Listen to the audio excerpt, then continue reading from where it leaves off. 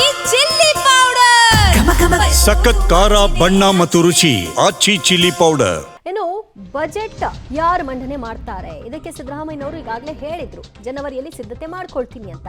ಅದಕ್ಕೆ ತಕ್ಕ ಹಾಗೆ ಈಗ ಸಿದ್ಧತೆಗಳು ಕೂಡ ಆಗ್ತಾ ಇದ್ದು ಸಂಕ್ರಾಂತಿಗೆ ಯಾವುದೇ ಬದಲಾವಣೆ ಇಲ್ವಾ ಅನ್ನುವಂತಹ ಪ್ರಶ್ನೆಯನ್ನ ಹುಟ್ಟುಹಾಕಿದೆ.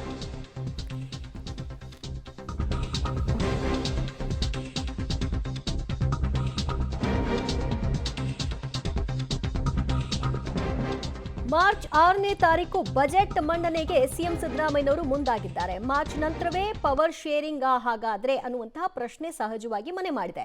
ಹೈಕಮಾಂಡ್ ಜೊತೆಗೆ ಮಾತುಕತೆ ಮಾಡೋದಕ್ಕೂ ಮೊದಲೇ ಅವರು ಬಜೆಟ್ಗೆ ಸಂಪೂರ್ಣ ತಯಾರಿಗಳನ್ನ ನಡೆಸ್ಕೊಳ್ತಾ ಇದ್ದು ಬಜೆಟ್ ಅನ್ನ ಅವರೇ ಮಂಡನೆ ಮಾಡೋದು ಅಂತ ಆಗಿದೆ. ಹಾಗಾದ್ರೆ ಮಾರ್ಚ್ ವರೆಗೂ ಕೂಡ ಸಂಕ್ರಾಂತಿ ನಂತರ ದೊಡ್ಡ ಕ್ರಾಂತಿ ಆಗ್ಬಿಡಬಹುದು, ಬದಲಾವಣೆ ಆಗ್ಬಿಡಬಹುದು ಅನ್ನುವಂಥ ಲೆಕ್ಕಾಚಾರ ಇತ್ತು. ಯಾಕಂದ್ರೆ ದೀರ್ಘಾವಧಿ ಸಿಎಂ ದಾಖಲೆ ಮುರಿದ ನಂತರದಲ್ಲಿ ಆ ವೇದಿಕೆಯನ್ನು ಅವ್ರು ಬಿಟ್ಕೊಡ್ತಾರೆ ಅನ್ನುವಂತಹ ಮಾತುಗಳು. ಆದರೆ ಸದ್ಯದ ಈ ಬಜೆಟ್ ವಿಚಾರಗಳನ್ನ ಗಮನಿಸ್ತಾ ಇದ್ರೆ ಆ ರೀತಿಯಾದಂತಹ ಕುರ್ಚಿ ಕದನ ಮಾರ್ಚ್ ವರೆಗೂ ಕೂಡ ಮುಂದುವರಿಯುವಂತಹ ಸರ್ವ ಲಕ್ಷಣಗಳು ಕೂಡ ಕಾಣಿಸ್ತಾ ಇದೆ.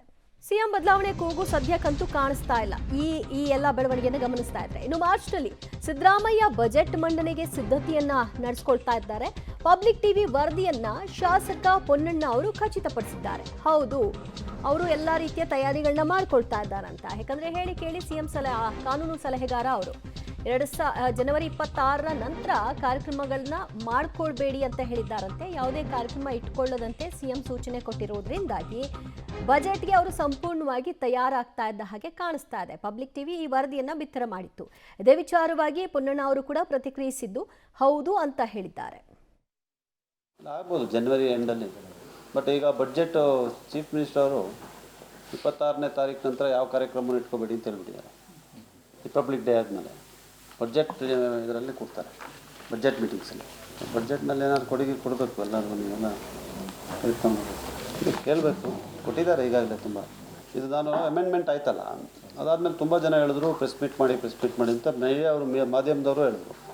ನಾನು ಏನಕ್ಕೆ ಮಾಡಲಿಲ್ಲ ಅಂತ ಹೇಳಿದ್ರೆ, ಇದು ರೂಲ್ಸ್ ಆಗಿ ಪ್ರಾಬ್ಲಮ್ ಸಾಲ್ವ್ ಆಗಿ ಒಂದು ನಾವು ಲೋಕ ಅದಾಲತ್ ಥರ ಮಾಡಿ ಆಮೇಲೆ ಏನೇನು ಆಗಿದೆ ಪರಿಹಾರ ಅಂತ ಮಾತಾಡೋಣ ಅಂತ ಹೇಳುವಂಥದ್ದನ್ನು ಥಿಂಕ್ ಮಾಡಿದೆ. ಬಟ್ ಜನ ಪ್ರತಿಕ್ರಿಯೆ ಭಾಳ ಚೆನ್ನಾಗಿದೆ.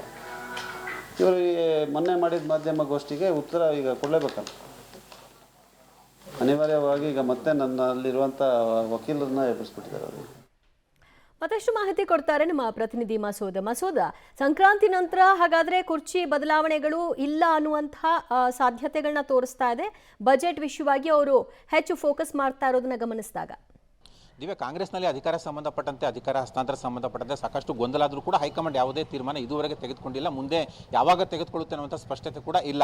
ನವೆಂಬರ್ ಡಿಸೆಂಬರ್ ಕ್ರಾಂತಿ ಕೇಳಿಬಂತು, ಅದು ಕೂಡ ಟುಸ್ ಆಯಿತು. ಸಂಕ್ರಾಂತಿ ನಂತರ ಕ್ರಾಂತಿ ಆಗುತ್ತೆ ಅನ್ನುವಂಥ ಮಾತನ್ನು ಹೇಳ್ತಿದ್ದಾರೆ. ಈಗ ಅದು ಕೂಡ ಟುಸ್ ಆಗುವ ಲಕ್ಷಣಗಳು ಗೋಚರ ಆಗ್ತಿದ್ದಾವೆ. ಯಾಕೆಂದರೆ ಅರಸುವರ ದಾಖಲೆಯನ್ನು ಮುರಿದಂತಹ ಮುಖ್ಯಮಂತ್ರಿಗಳು ಒಂದು ರೀತಿಯಲ್ಲಿ ಜೋಶನ್ನಲ್ಲಿದ್ದಾರೆ, ತಮ್ಮನ್ನೇ ಮುಂದುವರಿಸ್ತಾರೆ ಅನ್ನುವಂಥ ವಿಶ್ವಾಸದಲ್ಲಿದ್ದಾರೆ. ಅದೇ ವಿಶ್ವಾಸದಲ್ಲಿ ಬಜೆಟ್ ಪೂರ್ವ ತಯಾರಿ ಸಭೆಗಳನ್ನು ಕೂಡ ಕೈಗೆತ್ತಿಕೊಳ್ತಾ ಇದ್ದಾರೆ. ಈ ತಿಂಗಳು ಮತ್ತೆ ಮುಂದಿನ ತಿಂಗಳು ಕಂಪ್ಲೀಟ್ ಆಗಿ ಬಜೆಟ್ ಪೂರ್ವ ತಯಾರಿಯಲ್ಲಿ ಅವರು ಮುಳುಗೋಗ್ತಾರೆ. ಇಲಾಖಾವಾರು ಕೂಡ ಸಚಿವರಿಗೆ ಯಾವುದೇ ಕೆಲಸಗಳನ್ನ ಇಟ್ಕೋಬೇಡಿ ಅನ್ನುವಂಥ ಸೂಚನೆ ಕೊಟ್ಟಿದ್ದಾರೆ. ಅಲ್ಲಿಗೆ ಸ್ಪಷ್ಟ ಬಜೆಟ್ ಆಗೋವರೆಗೂ ಕೂಡ, ಬಜೆಟ್ ಅಧಿವೇಶನ ಆಗೋವರೆಗೂ ಕೂಡ ಯಾವುದೇ ಮುಖ್ಯಮಂತ್ರಿಗಳ ಬದಲಾವಣೆ ವಿಚಾರದಲ್ಲಿ ಯಾವುದೇ ತೀರ್ಮಾನ ಆಗಲ್ಲ, ಆ ಲಕ್ಷಣಗಳು ಕೂಡ ಇಲ್ಲ ಅನ್ನುವಂಥದ್ದು. ಇನ್ನು ಮಾರ್ಚ್ 6ನೇ ತಾರೀಕು ಬಜೆಟ್ ಮಂಡನೆ ಮಾಡುವ ಸಾಧ್ಯತೆ ಇದೆ.